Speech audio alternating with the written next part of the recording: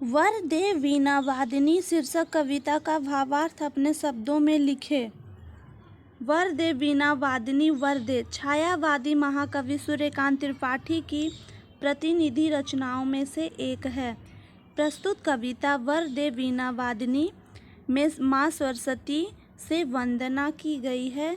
उसे अज्ञान के अंधकार से ज्ञान के प्रकाश की ओर चलने की प्रार्थना की गई है।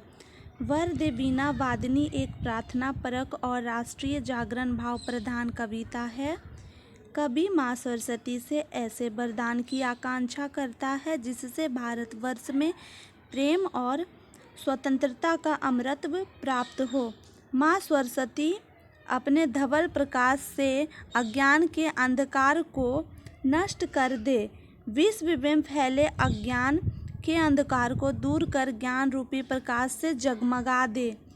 समाज में अभेद दर्शन एवं भावात्मक एकता के स्वर गुंजित होकर नए ताल, नए स्वर, नए लय का सृजन हो। अंततः आकाश में विचरण करने का सामर्थ्य प्राप्त हो सके। मानव समाज में व्याप्त विषमता एवं अनेकता का भेदभाव समाप्त हो जाए।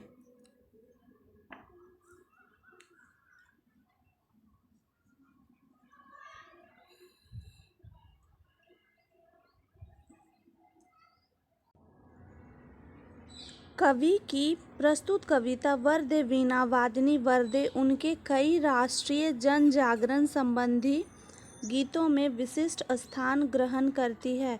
इसका ओजस्वी और प्रेरणादायक स्वर सुषुप्त राष्ट्रीय जनजीवन में शक्ति, ओज और उमंग का सृजन करता है। माँ सरस्वती की वंदना और राष्ट्र जागरण के भाव इस गीत के विशिष्ट गुण हैं। भाव और कला की दृष्टि से वर दे वीणा वादिनी शीर्षक कविता की विवेचना करें। छायावादी महाकवि सूर्यकांत त्रिपाठी निराला का वर दे वीणा वादिनी एक प्रार्थनापरक और राष्ट्रीय जागरण भाव प्रधान कविता है।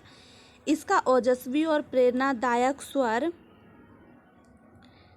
सुषुप्त राष्ट्रीय जनजीवन में शक्ति, ओज और उमंग का सृजन करता है। सरस्वती की वंदना और राष्ट्र जागरण के भाव इस कविता का विशिष्ट गुण है।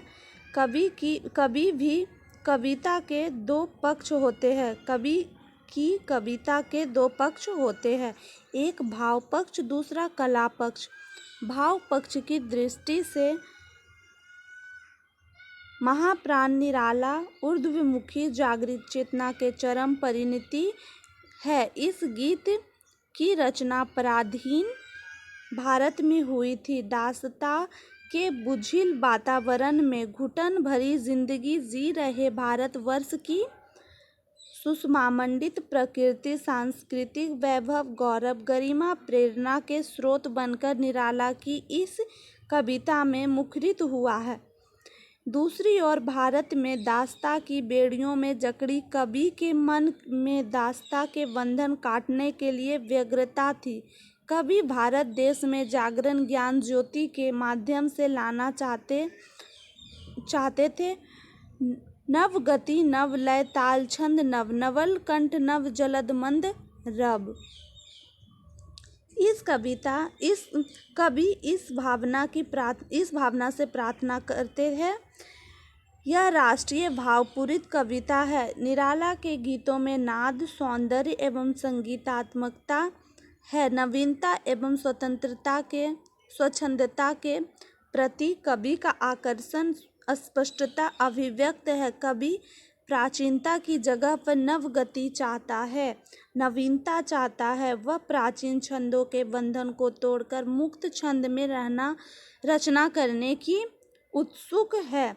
कला की दृष्टि से भी यह कविता उत्कृष्ट है। इसका वर्ण और शब्द गठन अतुल शब्द ध्वनि उत्पन्न करता है। रूपक, उत्प्रेक्षा, अनुप्रास आदि अलंकारों के सुंदर व्यंजना इसकी शब्द रूप उत्कृष्टता है। निराला की भाषा में प्रवाह एवं